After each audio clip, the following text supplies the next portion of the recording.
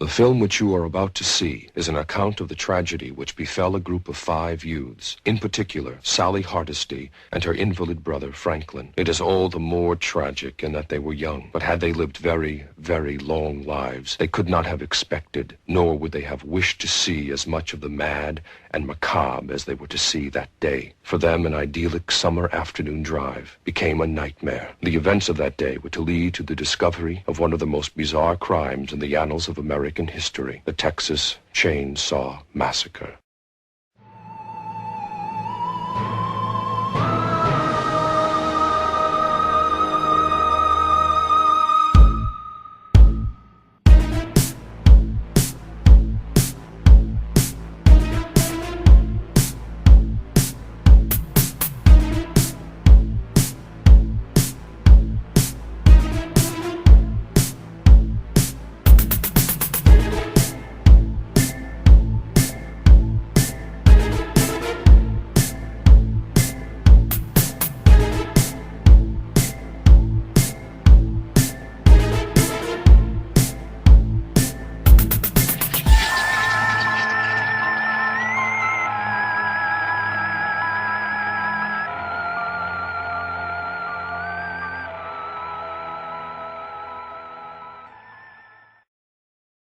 Hey, Mr. Mash. Yes? Let's go on a road trip. Where? Texas. Why Texas? I want to try some Texas barbecue. I saw this movie one time. I'm just telling you, you don't want to try the barbecue in Texas. What about the chili? Is the chili good? You just gotta watch out for those peppercorns.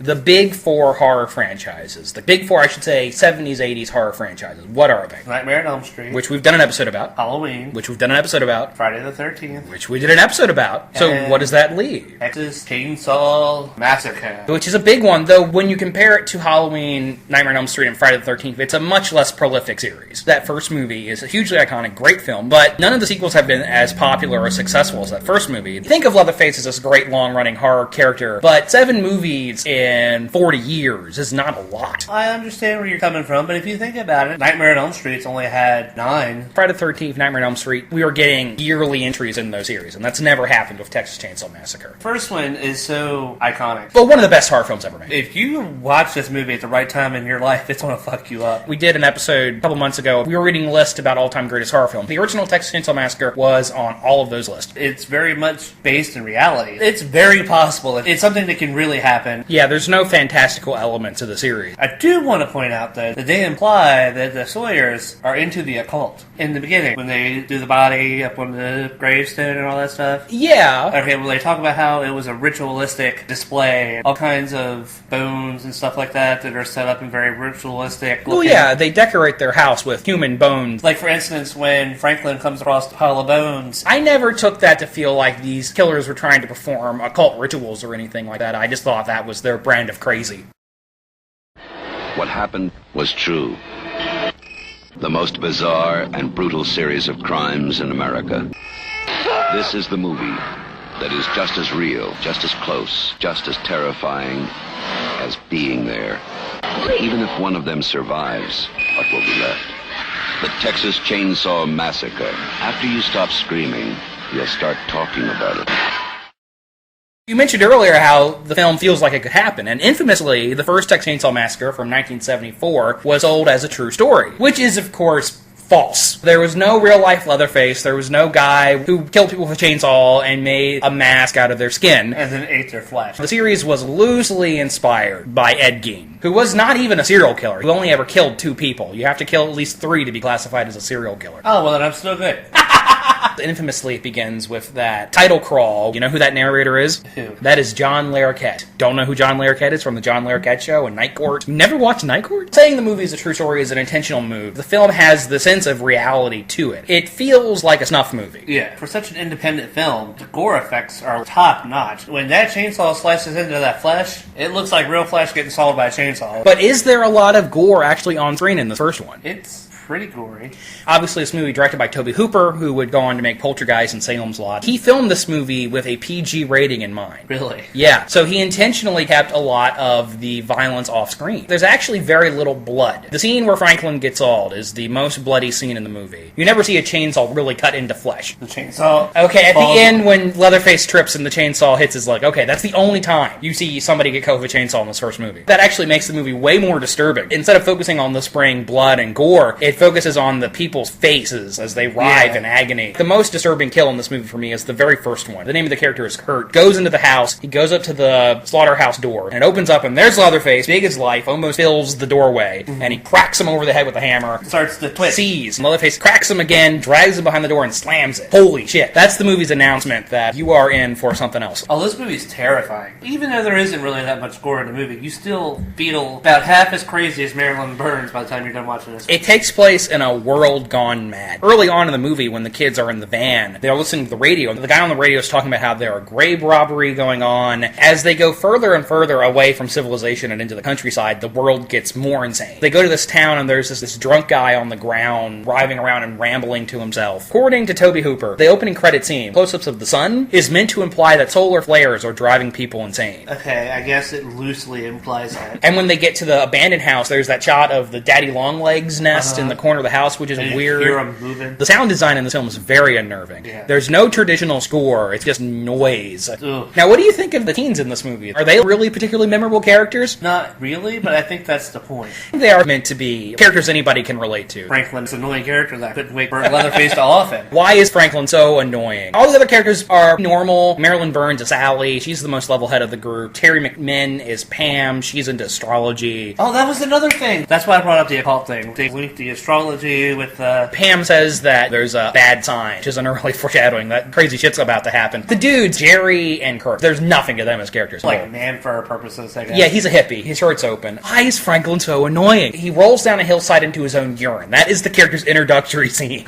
But I am pretty sure that he is meant to be mentally handicapped. It explains so much more about his character. He's sitting in the abandoned house blowing raspberries. Yeah. He's really fucking annoying. They pick up this crazy hitchhiker. Everybody is immediately put off by this guy, except for Franklin, who starts talking to him about head G's. He's got autism. Well, either way, we can agree that Franklin is incredibly annoying. And needs to die, yes. He's meant to be an impediment to the characters so that they can get in bad situations. Yeah, probably. What do we think of Leatherface? Man who wields the chainsaw. Especially when Gunnar Henson is playing him. He is menacing. You can tell that he doesn't give a shit. He looks at you like we look at a cow. Well, that's exactly it. That's the whole point of the movie. The characters are entering this world where humans are on the butcher block. Leatherface is terrifying. But at the same time, I've always found Leatherface is sympathetic because he doesn't know any better. Yeah, this is the big difference between him and Freddy and Jason and a lot of these other slasher killers. There's no sadism on Leatherface's behalf. He's not deriving any pleasure from killing people. After he kills Kirk and Pam, he sits down and the camera just focuses on his face, and it's clear that he is confused. He doesn't know where these people are coming from. That's what makes him a character with layers. Something that a lot of the sequels do not understand, and it blows my mind because it's so obvious. The mask Leatherface wears dictates his personality. Yeah. When he's first introduced, he has the killing mask on. When he's domestic and in the kitchen, he has the old lady mask on. At the end, when they're at the dinner, he's in his suit and he's got the pretty woman face on with the makeup because he wants to dress up. He wants to be fancy. Of the big four slasher killers, Leatherface may be the most psychologically interesting. I agree. Now, what do you think of the rest of the family? You don't even know who they are. They don't ever give you names for the characters. Not in this first one. It's the old man, the hitchhiker, and Grandpa. Yeah. Oh, Grandpa. He's the best at killing there ever is. It only takes one hit. You know, that dinner scene. Madness. Absolute insanity. But it maddens you. You as the viewer, you're sitting there, oh my god. You're watching a bunch of crazy people. You said many times that the actors were driven to the point of madness. Yeah, this was a very difficult shoot. The dinner scene was shot in the house during the middle of a Texas heat wave. With no air conditioning. Right, and because the scene is set at night, all the windows were blacked out. So everybody was sweltering, and Gunnar Henson said in an interview, the scene where they cut Sally and they stick her bleeding finger in Grandpa's mouth, he was kind of going crazy, and he thought he was really supposed to kill her. When we say this movie feels like a snuff film, it very nearly was. That look that Marilyn Burns gets at the end of the movie. Oh, when she's in the back of the truck covered in blood, screaming her head off, screaming and laughing at the same time. That look makes the whole movie worth it. The tagline for this film has one of the best taglines of all time. Who will survive and what will be left of them? And what that means is at the end of the movie, Sally has survived, but she's completely insane. None of her humanity is left. She's gone completely around the bend. My favorite scene of the movie, one of the funny scenes in this movie, and a lot of people overlook the humor in this film because it is so effective as a horror horror movie. But I think there is a very intentional sense of black comedy in a lot of these scenes. Sally escapes Leatherface and runs to this filling station. Jim Saito's old man is there. And he says he's going to help her, but it becomes apparent to her very quickly that he is related to Leatherface and he's part of this crazy, insane family. She's tied up in the front of the truck and he's poking her with a stick. And he's saying, it's going to be alright. When he gets to the house and says, look what your brother did to the damn door! Yeah. Leatherface is the tormented younger brother. Yeah, but is the old man a brother, or is he... The father, I don't know. I think he's the father. I've always assumed he was a brother. Yeah, see, I've always assumed... He was the patriarch. Uh-huh. He acts like a child. Right, but he looks so much older than the other two. It's never really been clarified. And we gotta mention Grandpa. When we first meet, we assume he's a corpse, but he's not. He's alive. That last act, the dinner scene, is absolute insanity. Marilyn Byrne spends the entire last third of this film screaming her lungs out. Oh, I know. She's one of the truest of scream queens. She didn't really do a lot else beyond this movie, but she still earns that distinction. You believe that she's batshit crazy by the end of this movie. Final shot of Leatherface dancing in the Texas sun with his chainsaw. That scene is pretty. The film is sort of beautiful in a grungy way. Yeah, got the sunrise behind him and you just see a silhouette dance. Yeah. It's beautiful. Did you notice in this first movie that chainsaw isn't a compound word? It's two words. Chain, space, saw. Did you ever notice that? Weird, No. right? A lot of people have read different meanings into this movie. Some people think it's an allegory for the Vietnam War. Some people think every horror film made in the 70s is an allegory for the Vietnam War. Young Americans are being killed, butchered the same way the army sent young Americans off to a foreign country to die. Some people see this as a critique of capitalism. The slaughterhouse went out of business and they're now unemployed and destitute, so they're just doing what they can to survive, which is what they've always done. Their family's always been in meat, is a line from one of the sequels. The reading of this movie that's most effective and makes the most sense. This is the ultimate vegetarian film because it puts people in the place of the cows and the pigs, so now the audience is relating to the animals on the butcher block in the slaughterhouse. How would you feel if you were a pig in the slaughterhouse and you knew what was going on? Tobe Hooper, the director, has talked about how he became a vegetarian midway through shooting this movie. It's about where the meat comes from. I just look into it as it's a horror movie, guys. Let's not look into it too much. One of the best horror films ever made. Clearly the best regional horror film ever made. It's a good film. The film was a big hit. One of those movies that played forever in drive-ins and grindhouse theaters and things of that nature, but nobody who made it saw any of that money. Apparently there were some mob ties to some of the producers. Maybe one of the reasons why we did not get a sequel for a very, very long time.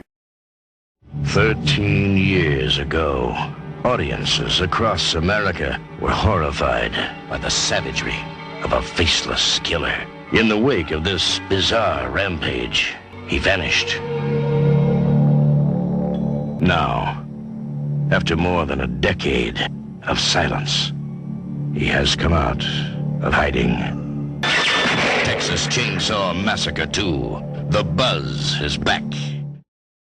There's actually an interesting circumstance behind how the Texas Chainsaw Massacre 2, sometimes called the Texas Chainsaw Massacre Part 2, from 1986 came into existence. This was the third movie in a three-picture deal Tobe Hooper had with the Cannon Film Group. First film Hooper made for Cannon was Life Force, and the second movie he made for Cannon was Invaders from Mars, the remake. And both of those were very expensive flops. And I've always got the impression that Golan and Globus, the guys who ran Cannon, said to Tobe, we need a hit, so let's do a sequel to your biggest movie. But I don't think the movie Hooper delivered was the film the producers were expecting. Texas Chainsaw Massacre 2 is not the unnerving horror film that the first one was. It's a comedy. A movie that was so bloody that an R rating was not a consideration. What's the setup for this sequel? You know those kids that were in the van in the first movie? Yeah. Two of them had one very pissed off uncle. Yes. Lieutenant Lefty Enright. For 12 years, he's been chasing... I get it! Lefty Enright, yeah. For 12 years, he's been chasing after the people who killed his nephew and drove his niece to insanity. Lefty gets a lead in his case when local radio DJ receives a disturbing phone call. The audio is two people on the road on their car phone being attacked by a chainsaw-wielding maniac. And this DJ, she goes by Stretch, tracked down by Leatherface and a new character called Chop Top. She ends up following them back to their new lair, and Lefty follows them, and that's when all the shit goes down. Hooper smartly realized that he was never going to be able to top the original in horror. Mm-hmm. His thought was, well, I'm going to make the sequel a farce. And this movie is hilarious. Oh, I love this movie. I wouldn't say it's better than the first one, because the first one is such a unique landmark film. But this one you can put on and watch for fun more often than the first one. Yeah, the first one you really have to be in the mood for a horror movie to watch. Yeah, it's an intense experience. But the sequel is a good old time. Every good thing about 80s horror. 80s horror. It's got sleaze, it's got comedy, it's got gore. There still are some really scary moments in this. Well, not really scary. Possibly. There's so much gore in it that it becomes funny. So in this scene that we were talking about, where the boys are getting killed. The opening scene. Uh-huh. They're listening to Oingo Boingo's Nobody Lives Forever. That puppet puppet. Nubbins. Yes, Nubbins. Do you know who that is? Yeah, that's the hitchhiker. Alright, I just want to see if you knew. They've kept the dead body of the third brother around. They use him as a prop. They treat him like Grandpa. They don't really seem to understand when one of their own has died. We learn the family's name. They're the Sawyers, which obviously is a pun. The old man's real name is Drayton, and then we find out Leatherface's real name. Bubba. I talked about how the first one, some people read it as an anti-capitalist text. That becomes very apparent in the sequel. Drayton has opened a successful chili truck business. Yeah, he's making all of his customers unwitting cannibals. Yes. And anytime they find a bone fragment, he says, oh, that's a black peppercorn. Yeah, one of those pesky, hard-husked peppercorn. This really literalizes the dog-eat-dog business ethos of the 80s. Drayton talks all the time in the movie about how the small businessman always gets it in the ass. Well, there's a reason why he says that. Leatherface, I've mentioned before, he's the put-upon youngest brother, and in this one it becomes very apparent. If Drayton is the dad, then I think... Maybe he's the dad and the brother. Or maybe. That would have certainly explained Leatherface. Chop Top is the oldest, because he was away at war. He was in Vietnam during the first movie. Nubbins is the middle child, and then Leatherface is the youngest. Bubba's number 3. Leatherface discovers sex in this film. He becomes sexually attracted to one of his victims, which would be the equivalent of a butcher falling in love with one of his pigs. Drayton says to him, sex? Who knows? But the saw is family. That could be the tagline for the entire franchise. It gets a little erotic there with the chainsaw. Yeah, the saw becomes an extension of him. It adds more to the humanity of Leatherface. Stretch is able to get through to him a little bit. A little bit. And I love that scene. Family finds Stretch, cuts a Leatherface. He's banging his head against a bird cage. One of the weird things they have lying around. He's so fucking embarrassed. It's like his dad is having the talk with him. Oh man, I want this moment to be over. I like the little chainsaw dance he does in this movie. When he holds the saw over his head and shakes it back and forth, he does that all throughout this film. We mentioned there's a new brother we're introduced to this movie, and that is Chop Top, who is played by Bill Moseley. Who is probably the best family member in the whole franchise. Do you think Chop Top was more or less insane before he went off to Vietnam? I think he was less insane. This family, who knows? Chop Top should have a Purple Heart, because he suffered a war injury. He's seen some shit. Clearly. Then he has this metal plate in his head. You know how he heats up coat hanger? He's dug at that until he's dug the skin off of it. He derived some sort of pleasure from scratching at the metal plate in his head with a hot coat hanger. Everything that comes out of his mouth is a memorable line of dialogue. Yes. Lick my plate, you dog dick! Get that bitch, Leatherface! Dog will hunt! Namland! Namland! Nam flashback! You did it, my plate, Leather!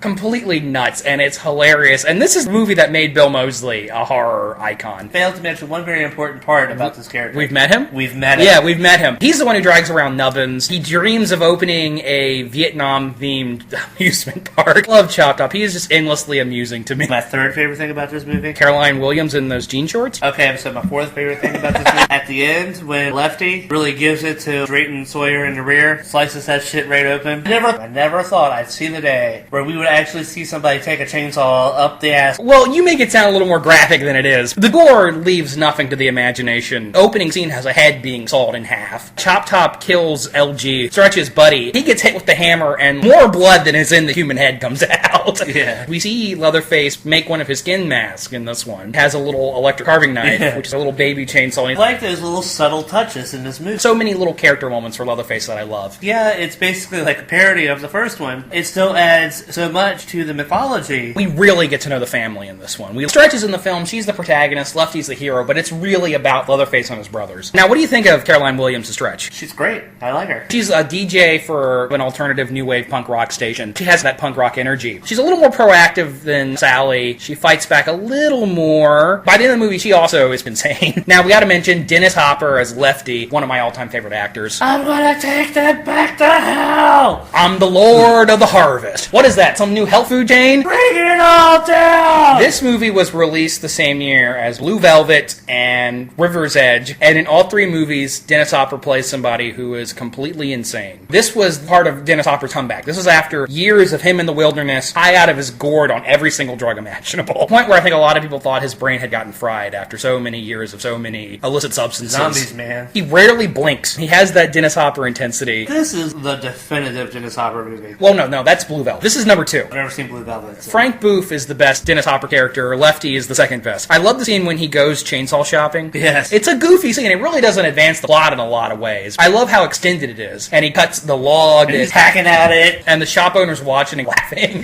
That was the part that was weird to me. Well, he's just happy because he's making a sale. Their lair in this movie is a series of underground tunnels underneath a Alamo-themed amusement park. Toby Hooper's trying to make some point about Texas there. Don't know what. Well, he's trying to say, hey guys, this really is Texas. This is the Sawyer's last stand. When Stretch is running through the tunnel, she sees these little tableaus. Dead bodies are in lawn chairs. Yeah. My favorite is the skeleton that's riding on a rocket. They have fun with their victims. The best bit of set design in this movie is Great Grandma in Chainsaw Heaven. Yeah. This weird, bloated corpse atop... And she's also still actually alive? No, she's dead. Chop Top thinks she's alive, but Chop Top also thinks Nubbins is alive. So you think Great Grandma in Chainsaw Heaven is Grandpa alive? can look how he does and still be alive. Yeah, Grandpa's back for this one. How old do you think Grandpa is at this point? They say he's 137. Which I think would make him the oldest person alive in the world. You're really going to get it now. Grandpa's the best. He never hits her. Well, who does he hit? Leatherface. He delivers the killing blow to Leatherface. He honks him over the head with the hammer. I feel like maybe Tobe Hooper had seen all the other horror sequels out there, and he wanted to make sure, perhaps naively, that this would be the last Texas Chainsaw Massacre movie. The overwhelming majority of the family is dead with a capital D at the end of this film. Leatherface is run through with a chainsaw. Drayton sets off a grenade that blows up everybody in the room. It's possible that Chop Top could have survived. Well, actually, we'd never see Chop Top again, so he did. We both like this movie a lot. It's one of the ultimate 80s horror cult comedies. The first one's an amazing film. It's a great, great movie. If I want to watch a Leatherface movie, this is probably the one I'm going to put on.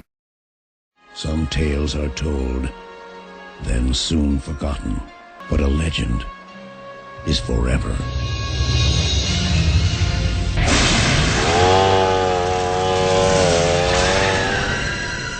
Leatherface, Texas Chainsaw Massacre 3. Now, from the producers of A Nightmare on Elm Street, the real terror begins.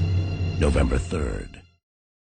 Leatherface and most of the other family members are definitively dead at the end of part 2, but that did not stop further sequels from being made. At this point, the continuity for the series goes out the fucking window. New Line Cinema, the house that Freddy built, realized Leatherface's franchise potential and bought the rights to the series. Film was actually supposed to come out in 1989, but the MPAA scrutinized this film heavily, and it took a long time to get the movie approved. And when it finally came out, a year after it was supposed to come out, it did shitty business at the box office. The movie is Leatherface, the Texas Chainsaw Massacre 3. This film has a following. I, however, dislike this movie immensely. The pacing's weird. The changes the film makes of the characters that really upset me. I do not feel this movie is true to Tobe Hooper's vision. That's a problem. Not a bad Leatherface, but he's also not a good... Even though Texas Chainsaw Part 2 is now this beloved cult classic, at the time it was not well received by horror fans. Horror fans were annoyed that it was a comedy. A lot of people hated it at first. The idea for Texas Chainsaw 3 is they wanted to distance themselves as much as possible from that second movie. So this film is not funny, working very, very hard to be as grisly as possible. I believe the fan theory is that Texas Chainsaw 2 was this dying dream of Sally's and is not meant to represent reality, which I think is a bullshit theory. But this movie really goes over the top with trying to be as gritty and grungy as possible. The main characters run over an armadillo, which is a callback to the first movie, and they have to kill it. There's an armadillo in every movie. Cops find a mass grave of putrefying corpses. The female lead, her name's Michelle. They stop at a gas station, and the owner of the gas station spies on her, and she's peeing. Really wants you to know that it is dead fucking serious. It has Viggo Mortensen in an early role. The new family are not interesting to me at all. Who are these people supposed to be? Are these supposed to be extended members of Leatherface's family? Or is this just another group of psychos he shacked up with? Well, no, it's extended because they refer to Grandpa as Grandpa because Grandpa is in this movie. Yeah, he's finally a corpse. Grandpa finally died at some point. Yeah, They kill him in this movie. He gets shot, but I think he's already a No, corpse. because when they shoot him, blood comes out. He bleeds. Viggo plays Tex, the most normal one. Leatherface doesn't cross-dress in this one, and those attributes are given to Tex. He has nail polish on his fingers, and he wears a frilly apron in one scene, but it's not really interesting. There's this guy called Tinker who's got a hook hand and he builds shit. The gas station owner, his name's Alfredo. I hate that character. Grandma has a voice box and says in one scene that she has mutilated her genitals. You know who I hate the most in this family? Little girl. The implication is that she's Leatherface's daughter? Yeah, Leatherface has committed rape at some point and impregnated a woman. This is the offspring. I just don't think rape is a thing Leatherface would do. Do you? No. I certainly don't think he'd let her stay around long enough to find out she was pregnant. There's no way that she wouldn't get eaten. Committing rape would be out of character for Leatherface. Leatherface because he's a kid. He didn't get his first hard on until the second movie. He is way out of character. He is a sadist in this one. He enjoys killing people and torturing people. The guys working at the butcher shop, they don't enjoy killing the animals. It's just a job to them. Or there's that scene where he shoves the one family member's hand into the hot stove. Yeah. I know it sounds ridiculous talking about what a cannibalistic serial killer in a horror movie would and wouldn't do. But it doesn't fit his character. We spent 2 movies getting to know this guy, and this movie is completely different. Do you like the visual design of Leatherface in this movie? It's okay. I like it. I don't really like the long hair. I like the brace on the leg. Yeah, well, that's a callback to the first movie. This is the first of several sequels in the series that were meant to be a direct follow-up to the original. There's one scene I do like where he's playing with the speaking spell. Shows a picture of a clown. Yeah, and he keeps saying food. I don't care about the 2 heroes in this movie. Kate Hodge plays Michelle. Her boyfriend, Ryan, is played by William Butler. He's really, really annoying. Ken Foray, of Dawn of the Dead fame, plays Benny, who is a survivalist, gun nut kind of guy. He was so likable that the test audience demanded that character come back for the end, even though it's clear that he dies in an earlier scene. Yeah. He gets his head shoved against a working chainsaw. I don't think you're coming back from that, but somehow he does. Another thing I do like about this movie is the gold and silver chainsaw Leatherface gets. Yes, that great design. The pimped out chainsaw that has the Saw's family written on the blade, that made the poster. I really like the embellishment there by the blade that resembles crossguard on a sword. Got these big exhaust pipes on it, like a race car. It's Leatherface's Excalibur. It's funny you should say that, because have you seen the trailer for this movie? No. It's a slow pan over a lake, and there's this guy standing here. He's facing away from us. And the narrator says something like, "Some stories are told and quickly forgotten, but legends live forever." And a hand rises out of the lake, holding the gold and silver chainsaw, lets go of it, it flies through the air, lands in the guy's hand, lightning strikes it, and he turns to the audience, and it's Leatherface. Man, that's a badass fucking trailer. One of the best trailers in horror history, and does not represent the film well. Suggests the movie will be much more funny and clever than it is. I don't even really like the gore in this movie. Yeah. There's a lot of blood, but none of it's interesting. David Scow, who was a very famous author, he's actually the guy who coined the term splatterpunk, and has written some good books. Some people like Leatherface, some people prefer this over 2. This movie is trying way too hard to be cringy and in your face. I agree. Each of us has known the fear of being alone, lost in the darkness, faced with the unknown. But there is one fear shrouded in our past, lost in our subconscious, that should never have been forgotten. A fear so deep it cuts to the bone. The American legend returns to bring you back to the cutting edge of terror. Texas Chainsaw Massacre, the next generation. If looks could kill, he wouldn't need a chainsaw.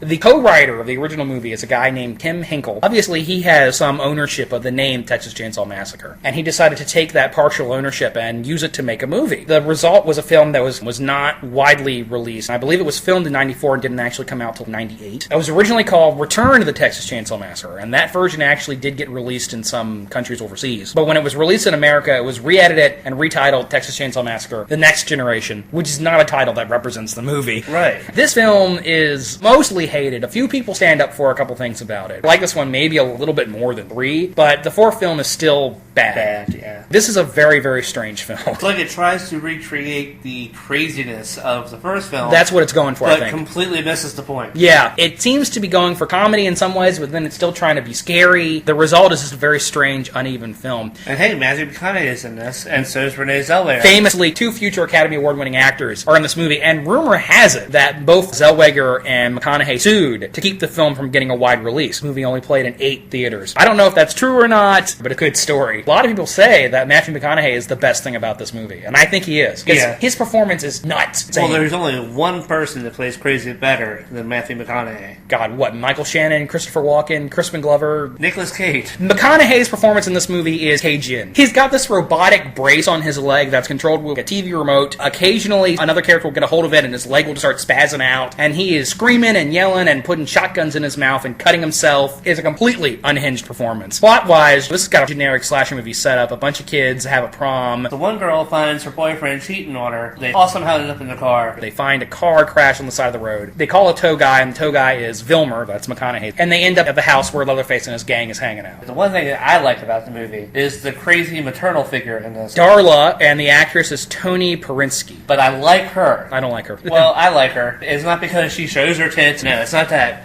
What I like about her, she seems very much like a normal maternal figure. She brings the family pizza after work. The cannibalism thing is way downplayed in this one. Yeah. If even at all. Yeah, I'm not even sure they're meant to be cannibals. Yeah, I don't really like her because she seems normal. Like, why is this sort of normal person hanging out with this clan of total fucking Looney Tunes? Tunes? Later that she is just as crazy as they are. Yeah, and there's this other guy, Walter, who's played by Joe Stevens. He's the guy who's poking Leatherface with the cattle prod. He peppers his dialogue with literary quotes, but it's clear that he doesn't actually understand what the quotes mean. What does this film do to Leatherface? Makes him a blatant cross-dresser. He has long, fitted hair. In one scene, he's wearing breast. He acts limp-wristed. Overall, that is a horrible design. But, given what we know about Leatherface's character, you're going to disagree with me.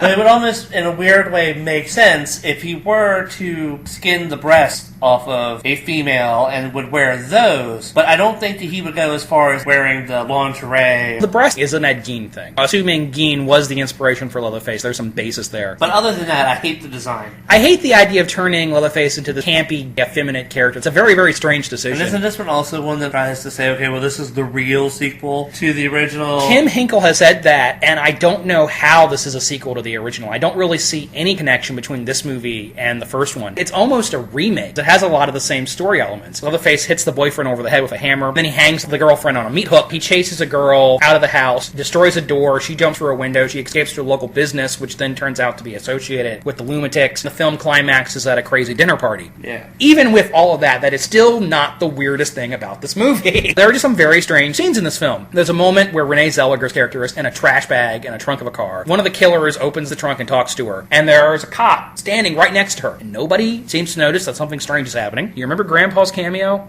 Mm-mm. They're at the dinner table, Grandpa's sitting there, crazy shit starts happening, and he gets up and walks away. So he's still alive! That old fucker's never going to die. A crop duster airplane swoops down and kills Matthew McConaughey in the last scene. This movie says Chainsaw Family, the Sawyers, whatever you want to call them, are funded by the Illuminati. And an agent for the Illuminati appears, his nipple is pierced, his body is covered in tattoos, he licks Renee Zellweger's face. Then at the end of the movie, he rescues her and says that this is experiment funded by the Illuminati to provide true terror to people and life-changing experiences. What the fuck does any of this have to do with Texas Chainsaw Massacre? It's just a really fucking weird movie. This is a very, very strange film. I admire its attempts to return the insanity of the series, but overall, it doesn't really make a lot of sense, and it's just not a very good movie. So that pretty much killed the series. The film which you are about to see is an account of the tragedy which befell a group of 5 youths. Wow! That's funny. For them, an idyllic summer afternoon Is anybody home? became a nightmare. What's wrong with you people? The events of that day were one of the most bizarre crimes of American history. The Texas Chainsaw Massacre. In 2003, two Hollywood bigwigs, Michael Bay, Brad Fuller, had an idea. A terrible, horrible, hateful idea. To dress up as Santa Claus. Yes, that's sort of where I was going with that. They formed a company called Platinum Dunes, as in a shiny, artificial version of something meant to be gritty and natural. The goal of Platinum Dunes is that it would specialize in remaking classic horror movies from the 70s and 80s. And the first beloved title on the butcher's block was Texas Chainsaw Massacre. This movie came out in 2003, was a huge hit, it was the highest grossing film in the series, and it started off this trend of the horror remake about a decade ago. I do not like the remake. What? Do you like the remake, JD? Hey, look, it loosely adapts the original. It really isn't even a remake. It keeps the number of teens in the van. Keeps the van. There's a hitchhiker, there's a guy getting hit over the head with a hammer, and there's a heroine escaping Leatherface and then running back into the van. And it keeps the claims that the film is based on a true story, which the entire advertising campaign was built around. It's built into a framing device in the film where you see the only real crime scene evidence of... We were in high school when this movie came out. I can't tell you how many people I had to tell that this movie was not based on a real true story. Oh, I know. One of the biggest gimmicks with this fucking movie. Do you remember this? I've never seen the DVD. It unfolded. I never saw the movie in theaters, but I was like, well, Texas Chainsaw Massacre. I'll buy it. Stupid me. You weren't skeptical of a remake of this film? I was stupid in my younger years. Okay. First thing it does is it unfolds into the chainsaw blade. Oh, that's cool. You open it up and there's these case files with like different photos of the real case. But you know what pisses me off the most about this movie? What's that? And you probably know the answer. Oh, Leatherface? The Leatherface design. Why the fuck does doesn't he have a nose? And no, that's not why he skins people. This version of Leatherface wears a mask because he is deformed. He has some sort of disease that rotted his nose away, and that's why he wears a mask. Bullshit. Stupid. It's just stupid, lazy writing. Preach it, brother. The jackass that wrote this fucking movie sat down and was like, I can't think of a good reason as to why Leatherface wears the face mask. So, he's deformed. Yeah, it's totally generic. I could write this fucking movie. He has this tragic backstory. He was teased as a child. The cannibalism is barely referenced. And also, I hate the mask. Got fucking eyeshadow on. There are a lot of things that make me angry with this movie. Misses the point. The person who wrote this film did not understand the point of the character of Leatherface. I don't even think he ever saw a Texas Chainsaw Massacre movie, period. I don't know. I suspect as much. But this movie was probably written by a bunch of people. And this is a problem I have with a lot of studio horror around this time. The visuals are very, very slick. It's gritty, but slick. Everything is covered with grease. All the characters are sweaty. Everything is black and gray and brown. It's all gross, earthy, shitty colors. Very music video. Contrast is very high. The grit and slime is all placed very carefully. It's a car commercial version of Southern Fried Insanity. How do you feel about this movie's approach to violence? I don't even remember. It's sadistic. It really focuses on limbs getting cracked and the protruding bones. And this movie came out a little bit before the whole torture porn thing became popular, but it was very much in that spirit. Sure, you remember the guy who is hung on a hook over a piano. Guy gets cut with a chainsaw crotch first. Yeah, I remember. It does stupid shit like that. When you see this in a horror movie, that's when you know the screenwriters are trying to be really in your face and edgy. When a character digs their nails into a wall and gets a nail torn out. Oh, God, I hate that. Edgy as fuck. They're trying to gross you out. The gore has no purpose. Its only purpose is to try and gross you out. It is a textbook definition of trendy nihilism. It is literally gory for the sake of being gory. This movie is set in 1974, but none of the actors look like they're from the 70s. They don't have the fashions or the body hair or anything. This is something Platinum Dunes did in all their remakes, and it's one of the reasons why I dislike many of their films. They always cast really beautiful people. It removes you from reality when every single character in the movie has a six-pack. That's something that the original did so well, is that yeah, they look like real normal people. Normal people that you would have saw alongside the street in 1973. Yeah, the women were attractive, but they weren't CW supermodel beautiful. Jessica Biel was a breakout actress of this movie, and I think it has nothing to do with her performance. Her performance is okay, but really none of the characters are that well written or defined. She had two very nice ass sets. What made her famous is the tied-off tank top and the vacuum-sealed jeans. That's what people really remember. She's hot in this movie, I'll admit it. But the point is, none of the performances are that good. Eric Balfour is in this movie, Mike Vogel's in the movie. Some of these actors went on to do some other stuff. Something else Platinum Dunes does a lot is this idea of the Savage South. The people from the city are beautiful. The people in the South are ugly and evil. And they do this in all of their fucking remakes. None of the family members are very memorable, but one of them is an old guy. He has no legs. He's got a colostomy bag on his wheelchair. He gropes Jessica Biel's ass in one scene. There's a morbidly obese woman, supposed to be Leatherface's sister, and she has got the meth eyes. The only other family member in this movie that's interesting or memorable in the least is Arlie Ermey as Sheriff Hoyt. And that's just because it's Arlie Ermey. He's playing the sadistic drill sergeant. Surprised he didn't look at Leatherface and say, I bet when you're fucking a guy in the ass, you don't have the common goddamn decency to give him a reach around. He's memorable. Arlie Ermey always is a memorable presence in a movie. The producers were intent on making a commercially successful film, so they bought the rights to a recognizable name, completely ignorant of what the name meant. They cast ridiculously photogenic actors. They hired a director who would deliver a slick film. Marcus Nespel directed this movie. They utilized the then trendy elements in horror, which were very intense, grisly gore, and then shitty jump scares. There's a jump scare possum in this movie. And this blatant calculation fucking worked. The movie was a big hit. I hate it. This movie represents everything that was wrong with horror in the early 2000s. 3 years ago, one movie terrified audiences everywhere. The only thing more shocking than how it ended is how it all began. You can't have a creature like that around normal folk. Inspired by true events. The Texas Chainsaw Massacre, The Beginning, rated R.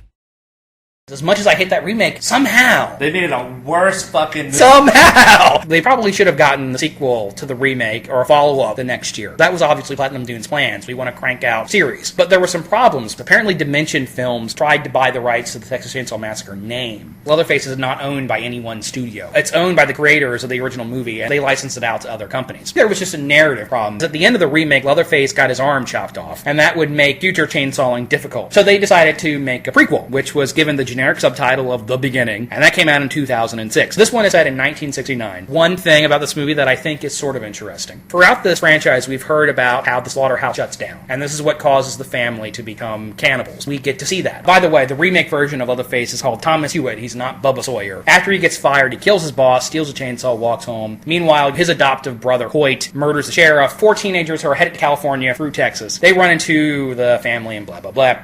There's your movie. The film does attempt to lend a mythic quality. This is his first flesh mask. This is his first chainsaw. You find out he was born on the floor of a slaughterhouse. What do you think of that first mask he wears in this movie? That weird Hannibal Lecter thing. I don't remember much about this movie. You don't remember the black leather mask he wears that only covers the bottom half of his face? It is a very literal prequel. In the first movie, you find out that the sheriff has fake front teeth. And in this one, you see him get his teeth knocked out. You see Monty lose his legs, which is one of the stupidest scenes in the movie. Find out that the reason they're cannibals is because Hoyt was a prisoner of war in Korea. He developed a taste for human flesh then. And do you remember the shaky cam direction? Oh, it's so bad. I remember nothing about this movie. I saw it one time and decided to no longer keep that in my memory banks. The direction is so shaky, it's incoherent. The film really doubles down on the sadism. There's actually a rape scene in this movie. Once again, supermodel actresses and actors. Kiara Biar is in this movie, and yeah, she's nice to look at, but the characters are all very thin. Constantly references the Vietnam War. The one brother has already been drafted, the other one is going to be drafted, and he's going to flee the country. He's going to head to Mexico. The characters do not look like they're from the 60s. They look like they're from a modern-day movie. The thing I noticed upon rewatching it, at one point Arlie Army's character says, "Freedom isn't free," and there's another line about staying the course. Now, keep in mind this came out in 2006, in the middle of George W. Bush's presidency. So is this bullshit, shitty horror prequel trying to make some sort of statement about the war in the Middle East? You're gonna try and add some depth to your really shitty movie? Because it's a prequel, we know that the girl isn't gonna get away at the end. Everybody dies. It's a very downbeat, nihilistic ending. I hate everything about Texas Chainsaw Massacre at the beginning. As fucking bullshit as the remake was, the prequel was somehow shittier bullshit. It's like they made somebody eat the shit from the first movie, and this is the shit they shit out. It was not as successful as the remake. Unless Platinum Dunes get crazy over-the-top profits from their movies, they don't make sequels to them, which is another thing I hate about that company.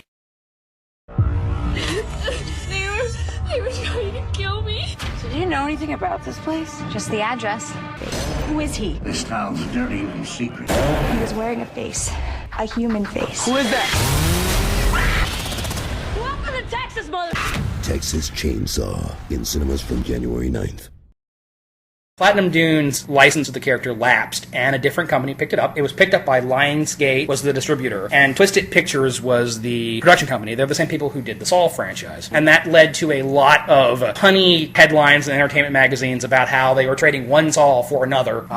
In 2013, a new movie came out, and hey, what was a trendy horror movie thing in 2013? 3D. So hey, Texas Chainsaw 3D, they dropped the Massacre from the title. This is another quasi-continuity reboot. It ignores all prior sequels and remakes. Supposedly opens the day after the events of the first movie. The police have gone down to Leatherface's house, but some good old boy redneck show up first, burned to the ground. Leatherface is presumed dead. Some decades later, this girl named Heather finds out that she's adopted and that she is a Sawyer, and she is set to inherit a large mansion in a town called Newt, Texas. She discovers it's not just the mansion she's inheriting the man who lives in the basement. Leatherface, who somehow survived the fire and still kicking. The only thing worse than what Leatherface does to his victims is what this movie does to the series' timeline. Can you tell me when this film takes place? Well, it takes place today. Does it? Consider this. The lead character is played by Alexandra Daddario, who was 26 at the time of film. So we can assume that her character is meant to be mid-20s. So if she was born in 1974, when the original movie is set, and she's in her 20s, that would place the film in the late 90s. Except they have state-of-the-art cell phones. The filmmakers realize this continuity gaffe because they go out of their way to block dates. There's a scene where a character's looking at a newspaper, and it's angled in such a way that you can see the month and the day, but not the date. Another moment, a character is looking at a tombstone, and you can see the date of birth, but the date of death is covered by a fleck of grass. Even if this movie is set in the late 90s, Leatherface has got to be pushing 60 at this point. He is awfully spry for a senior citizen, especially a guy of his age. You'd think his knees would be bad at this point. He wouldn't be able to chase teens the way he was used to. I don't know. I say these things, but the truth is I do like this movie, and you like this movie too. Yeah. We both agree that after part 2, this is the only good sequel, and it's good with a caveat, because this movie movie is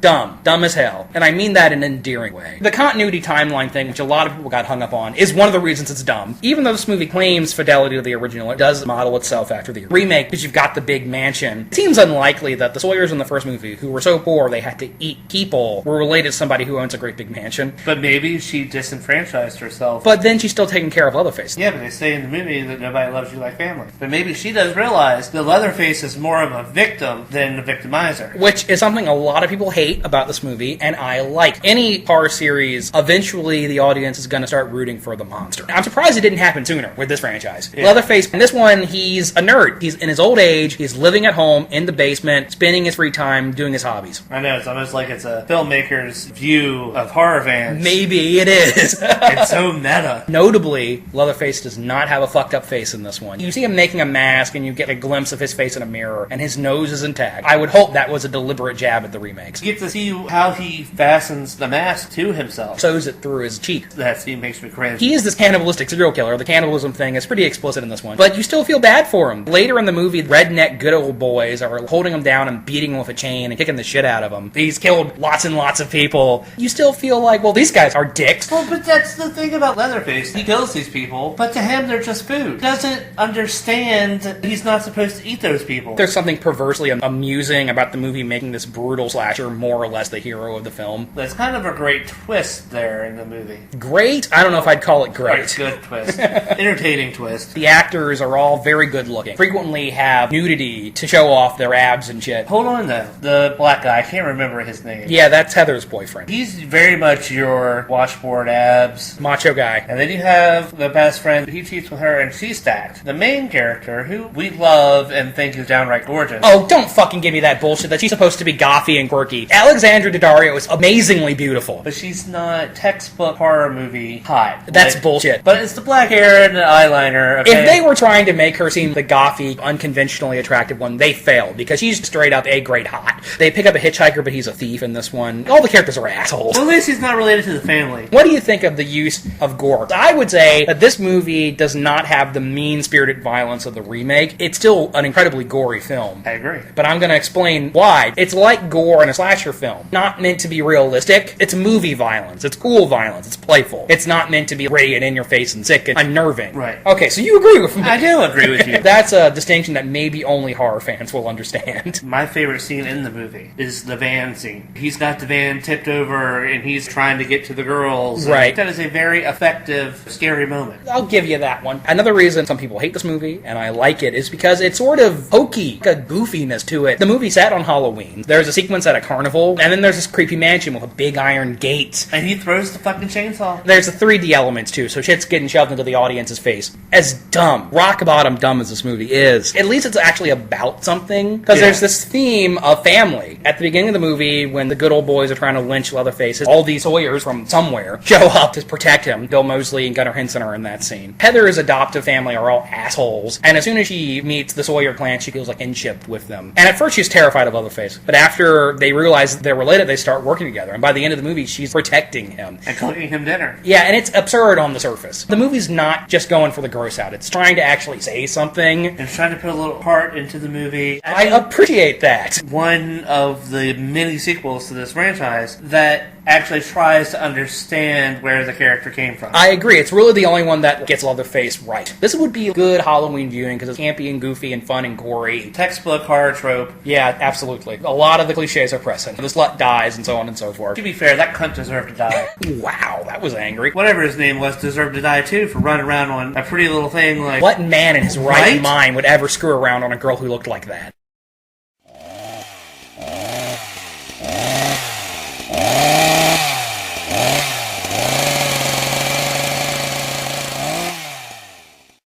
The goal with Texas Chainsaw 3D was to launch a series. They wanted it to be like Saw, where they crank a new one out every year. And a new film has been made. It's going to be called Leatherface, and it's a prequel. At first, I was excited for this movie because it's being directed by Alexandre Bustillo and Julianne Moret, who are these French filmmakers who made a movie a couple years back called Inside, which was a seriously fucked up, intense horror movie that I loved. These guys doing Texas Chainsaw Massacre, that's going to work out. But then details about the movie started coming out. It's a prequel about teenage Leatherface and his brothers going on a road trip. Teenage Leatherface. Don't do it. Along the road trip, they abduct a nurse. By the end of the movie, Leatherface will become the character as we know him, and that sounds stupid. It sounds really dumb. Stephen Dorff's going to be in it. But is this going to fall under our clause of we're part of the problem? If it ever comes out, we'll go see it. It's been complete for over a year now, and it still hasn't been released. Lionsgate picked it up to distribute it, but they haven't announced a release date. I don't think it's coming this year. I think it's going to be on the schedule sometime next year. That never really gives you a lot of hope, does it? When a movie sits on the shelf for a while. Yeah. Angela Bettis was almost in it. She was going to play Leatherface's mom. How brilliant would that have been? But she dropped out of it. They got some other actors to do it.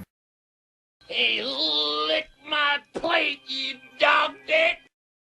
Did you know about this? There was sort of a Chop Top solo movie made. It was shot in 1998. It's called All American Massacre. It was directed by William Hooper, who was Tobe Hooper's son, and it stars Bill Moseley. And originally, it was going to be about Chop Top. For legal reasons, they had to change the name. I believe they were calling him Bloody Bill. It was going to be an hour long, and it's going to be about Chop Top in prison, giving an interview talking about his history and his notorious crimes. And the movie was shot in 1998 and has yet to be released. Apparently, last year, the filmmakers did a Kickstarter to fund post-production. 2015, that's nearly 20 years later. Bill Moseley has said in an interview that he does not believe All American Massacre is ever going to come out. It sounds like it could be interesting. More Chop Top sounds fun at the very least. I love Chop Top, so... Notably, there have been a number of comic books. A company called North Star Comics published an adaptation of the third movie. They released a miniseries and a couple of one-shots after that. I remember this. In 1995, Top Comics, as in Topps, the trading card company, released a comic book called Jason vs. Leatherface, which was a crossover between Texas Chainsaw Massacre and Friday the 13th. And what I remember about it is the cover for, I think it's the second issue, which is Leatherface holding a Thanksgiving turkey platter down on a table, except it's a whole bunch of body parts. Leatherface is in drag, and next to him is Jason in a suit, presenting the dinner to the family. The premise of Jason vs. Leatherface: Crystal Lake gets drained by a company, Jason's woken up, and he jumps on a train to Texas, and meets up with Leatherface. First they fight, then they team up, then they fight again. Wanted to get my hands on a copy of this thing, but I couldn't. 2005, a company called Avatar Press released 2 one-shots and a miniseries that followed the remake, and then in 2006, Wildstorm also published an ongoing series and a one-shot and a couple miniseries following the remake. That was during the New Line House of Horror period, when Jason, Leatherface, and Freddy were all owned by New Line, and they were doing a lot of merchandising for these characters. One of the comic books gives Leatherface a hook hand, which seems like such an elegant solution. I don't know why they didn't do that and just make a sequel to the remake. Dog will hunt! Get that bitch, Leatherface! Get that bitch! Dog will hunt! What would you say your overall opinion on the Texas Chainsaw franchise is? 1, 2, and Texas Chainsaw 3D. They're entertaining films. Those first 2 films are great. Texas Chainsaw's fun, and the rest of the franchise I don't really like. Yeah, they can blow me. I'm not going to watch it anymore. I don't have to. You can find us on Facebook at www.facebook.com/TheBangersOfMacho. Thank you so much to Juan for his continued support of the show. We really, really appreciate it. You can find me on Twitter at LastMonsterKid. Party on, Wayne. Let's get some barbecue, man. You in the mood for some Texas barbecue? I'm in the mood for barbecue, but I hear that the slaughterhouses in Texas, I hear that they're a little inhumane. Good night, everybody.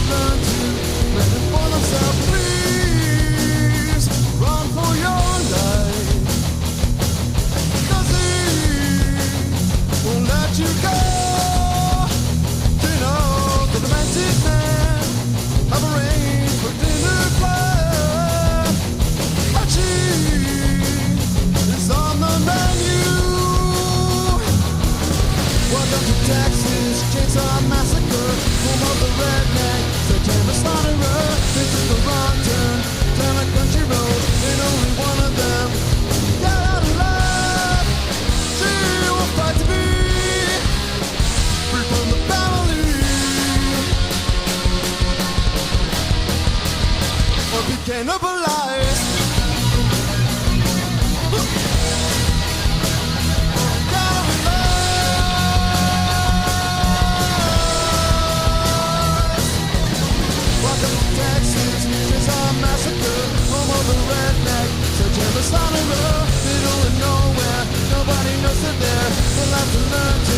Before